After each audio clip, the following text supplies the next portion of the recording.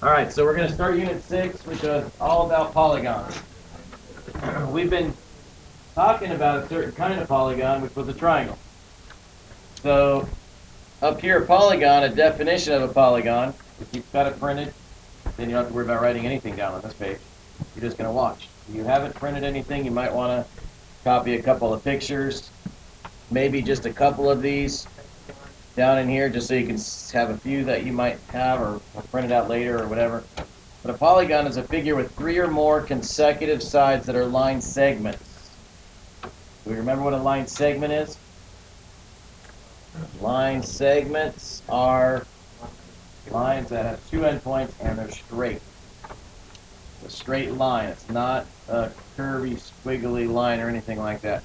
Each side intersects exactly 2 other sides at their endpoints called vertices. No curves allowed. These 2 are not polygons. Why is this one not a polygon? I don't see any curves in that one. Has to have, every endpoint has to be accounted for. So if I had this and I came down to there and this middle line was gone, then it would be a polygon. But right now, the way it is, it's not a polygon because polygons have to be closed figures. Okay, this is not a closed figure right here. This one is closed, but it's got a curve. Looks like a piece of bread here, but it's not. It's just got a curve on the top that's not a polygon. This one is a polygon because it is a closed figure and they're all line segments right here. Now, you can classify them by the number of their sides. So if you have this, just look it over. You got the 3 sides of the triangle. 4 is a quadrilateral. 4 meaning quad. So, you know, motorcycle that has the 4 wheels, we call it a quad. You know, that's the quadrilateral because it's 4. Pentagon is 5. 6 sides is hexagon. 7 is heptagon. 8 is octagon. That's a stop sign. Most famous octagon you see it all the time, is a stop sign. 9 is a nonagon. Pretty easy to remember. 9, non, kind of sounds like that. 10 is a decagon. 11 they don't have a name for. Just it would be called an 11agon. No, it's just 11agon. And a 12 does have a name though. 12 is a dodecagon. And then anything after that is just an n-gon, which means if it's 13, it's a 13gon. If it's 15, it's a 15gon. 1000gon, it's got 1,000 sides. Now, 1000gon would probably look really like a circle because the angles would be so huge that it would almost look round. So, but that's the names. So again, you don't have to copy all of it down. Just wanted you to see it. You'll have it on the video later if you need to review anything. Always a good idea to print them out so you have them and you just copy them in.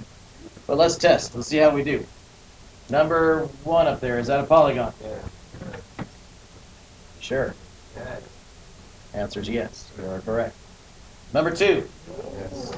is it a polygon? Yes, sir. That is also a polygon. Number 3, No. no, you sure? No. That is no. It's a cone-ish figure. Number 4 down here. Yes. That is yes. That is a polygon. 5. No. Why not? Not closed, right? It's not closed, so that's definitely. I know. Yes. And last one. No. Yes. No. Yes. No. No. Yes. No. Dang, no. Now, if this was separated into 2, then you could say it's 2 polygons. It'd be 2 triangles. But you can't have one side crossing through another side and it be a polygon. That's not a polygon. They have to each have consecutive sides at their endpoints. So that would be a no. Okay, convex. You got a convex polygon and you got a concave polygon. Convex just means that all the angles point out. That means if you were to draw dotted lines on 2 of the sides, like you can see right here, this dotted line and this dotted line, they won't intersect inside of the polygon. They'll intersect at the outside vertices. These are called convex. Concave polygons, and it's kind of easy because concave means like cave in. So you got a side or 2 that would cave in. Now notice if I drew a dotted line on this side right here, it cuts through the polygon. If that ever happens, then it's called concave. So you could draw a dotted line across this one right here, and you would see that it would cave in, and it would be cutting right through it. This is an angle that points inward. It does not point outward. So if you ever have an angle that points in, it's called a concave polygon. Convex polygons all point out. Concaves all point in, or they have at least one that points in. Some of them could still point out, like these three, but the fourth one points in. What is that figure called, by the way? Called a quadrilateral. It's got four sides. Anything that's got four sides is a quadrilateral. What about this one? 1, 2, 3, 4, 5 sides. Pentagon. May not look like a regular pentagon, but it's a pentagon because it has 5 sides. It's a concave pentagon. This one would be 1, 2, 3, 4, 5, 6. 6 is hexagon. Yeah, hexagon would have 6. Okay, so concave, convex, and concave are the two different kinds of polygons that you might see. A couple of other ones. Equilateral polygons, where all sides. Laterals are just dealing with sides. That means all 4 sides are the same. Does that mean that all 4 angles have to be the same? No, it doesn't. Look, because this is acute angle right here. That's not acute. That's obtuse. These do not have 4 equal angles, but it does have 4 equal sides. We call that a special name, which we're going to be getting to next few weeks or whatever. It starts with an R. It is a rhombus. Rhombus has 4 equal sides. It doesn't have to have 4 equal angles, but it just has to have 4 equal sides. So a rhombus, you could take a square and tilt it, and you have a rhombus. And actually a square, you could consider a rhombus also, because a square has 4 equal sides. So that would be 4 equal sides. That's equilateral. Equiangular is a polygon that has all equal angles, where it doesn't have to have all 4 equal sides. It just has to have 4 equal angles. Rectangles are a good example of an equiangular polygon. Because you could still have ones on top and ones on the sides that are congruent, but not all 4 are congruent. Just 2 here and 2 there, but you've got all 4 angles congruent. Those are called equiangular because the angles are congruent. Now, if you combine these two, you can see the arrows here. If you combine them both, it's called a regular polygon.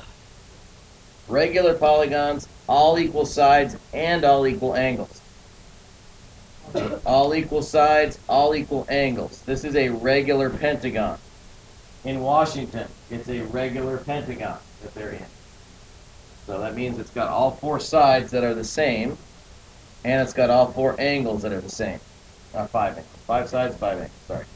So all congruent sides and angles. You would call it a regular pentagon. We deal with those a lot in geometry, regular ones. So you're going to see, but you'll see a lot of everything. A little bit of it. Regular pentagons, regular square, regular quadrilaterals, those have all congruent sides and angles. So that would be next.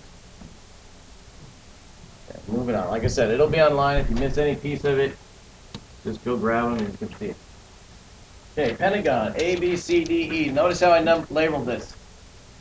This is important. Order of the letters. Do I have to start with A? No. I could have started with B. But what do I have to do? I have to go in order. So if I start with B, then it would be B, C, D, E, A. Or it could be B, A, E, D, C. So you have to go in order around the figure. If I started with C, I could go C, D, E, A, B. That would be a pentagon. That would be pentagon that. Normally, what do we start with? The first letter, normally. So, but you see, I started right here and I went A, B, C, D, E, all the way around. Now, if you look at just some of the facts here, AB and BC are adjacent sides. Why are they adjacent? Why is this side AB and BC adjacent? Because they share a vertex. Okay, they are both touching angle B. They're both touching right here. That means they share the vertex. They're adjacent. An interior angle is an angle that you would see on the inside. An exterior angle is an angle that you would see from a side that's been extended, so you have an outside angle. Interior angles add up to certain amounts. Exterior angles add up to certain amounts. So you need to know the difference between where the interior angles are, they're inside, and where the exterior angles are. Could I make an exterior angle at each angle here? Yeah, I could extend this side. There's another exterior angle. I could extend this side. Another one. I could extend this side. I could extend this side. You could extend all the sides and get all exterior angles. Now, exterior angles are always going to actually add up to the same number, no matter what shape it is, which we're getting to. A diagonal is when you connect two vertices. Now, what if I connected A with E, though? Would that be a diagonal? No, because that's a side. So diagonal would be any connecting two vertices that are not consecutive. Any other one. So how many diagonals could I draw in this? Let's see. We got one. Here's another one. What else? Okay, there's another one. E to B. Okay, what one? E to E to B. Okay, there's another one. Anything else? C to E. C to E. Okay, how many was that? That was 5. Yeah, 5 diagonals. Stop. Now, how many diagonals could I draw from just angle A, though? Just 2. A to D and A to C would be the only 2 diagonals that I could actually draw from one angle. That would just be 2 diagonals. So that would be 5 in the total picture, but 2 from each angle is all you could draw. All right. These are pretty fast slides. A stop sign is a regular octagon. The perimeter of the stop sign is 128 inches. How long is each side? Okay, so you got a perimeter of an octagon. So the perimeter is 128. Octagon has how many sides? 8 sides. It says regular octagon. What does that tell me? That they're all the same. All the same sides. They're all the same. So all I got to do is take this divided by 8. Each side then is how long? 8 goes into 12 once, 48. 8 goes into 48 6 times. They're all going to be 16 inches. The perimeter of an isosceles triangle is 40. Okay, let's draw an isosceles triangle. All that means is I got at least 2 equal sides. The perimeter equals 40. The base is 16. Find the length of each leg. So these are both x's. Give me an equation that I can set up.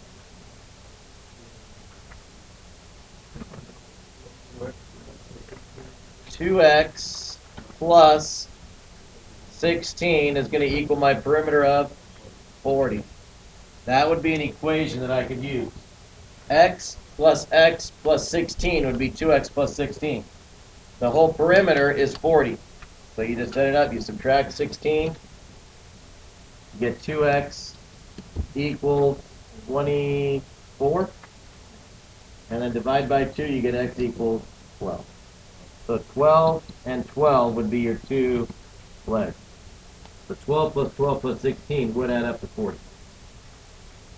The perimeter of an equilateral triangle is 45. So this time I've got 3 equal sides. Now in a triangle, if it's equilateral, it has to be equiangular. The only way to get 3 equal sides is to have what? 3 equal angles, and they're all going to be 60 degrees in every equilateral triangle. But we just want to know what the sides are. The perimeter is 45. So what's 45 divided by 3? You get 15 for each side.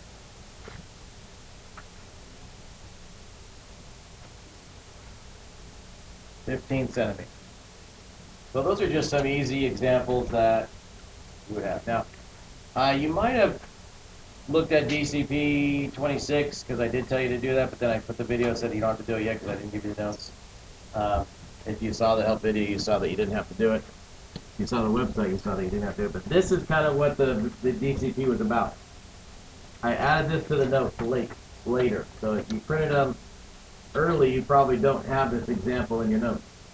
If you printed them after, say, 4 or 5 o'clock, then you might have this one on your notes as well already. If you don't, that's okay. Just make a quick X and Y axis and draw 4 points on there, and we'll show you how this one works. Because your DCP is just like this. It wants you to find the perimeter of the polygon. I saved us a little time, and I made the 4 dots already. So if I was to connect these 4 dots, and it asks for the perimeter.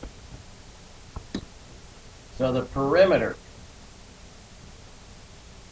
means that I need to find how long all 4 sides are. I know this top one is 3, because I can just count. 1, 2, 3, right? This one's straight across. So I can go 1, 2, 3. But I don't know what these other ones are because they're not straight across. There is a way to find them, though. Here's how you do it. If I was to do this and this, what did I just make right here? I made a right triangle, didn't I? Do you see the right triangle here to here to here? This is a 1. This is a 1, 2. How would I find the third side of a right triangle? A squared plus B squared equals C squared. So all I have to do on this one is 1 squared plus 2 squared equals C squared. 1 plus 4 equals C squared. So 5 equals C squared, and you're going to square root it. You get radical 5 right here. So this piece is radical 5. Okay, let's look for this one down here. Let's make a right triangle right here. Okay, this side is 2. This side is 1, 2, 3, 4, 5. So I need 2 squared plus 5 squared, and that's going to equal my C squared. So 4 plus 25 is 29 equals C squared. I can square root both sides. And this is going to be radical 29. You can't reduce that. Now, I could make those decimals. Right now, I'm going to leave them as radicals. I could make it a decimal if I wanted to. Let's do the last one here. Here's my right triangle. I've got a side that's 1, and then I got a side that's 1, 2, 3, 4. So 1 squared plus 4 squared equals C squared. 1 plus 16 equals C squared. 17 equals C squared, and we square root both sides. So I get radical 17. If I wanted to leave those as radicals, my perimeter would be 3 plus radical 5 plus radical 29 plus radical 17. I couldn't combine any of those, and none of those would come out of the radical. So I would just leave it like that. Now, if I wanted to find the perimeter as a decimal, then I would need to take my calculator and find out what each one of those radicals are. So let me put those underneath. So 5 square root is 2.2, we'll call it. Radical 29 is 5.4. And radical 17, 4.1. So now I can get my perimeter of 3 plus 5.4 plus 4.1. Forgot the 2.2. 2.2. Whoops. Check mine and make sure. I think I got it. 14.7. That would be our perimeter. 5, 6, 7, 14. Yeah, 14.7 was correct. So that's how you would find the perimeter of this shape. You make right triangles so that you could find the third side. Okay, so that's kind of what your DCP will be when I do assign that. If you want to do it earlier and get a head start on it, probably won't be due till next week. All right, there's 6-1.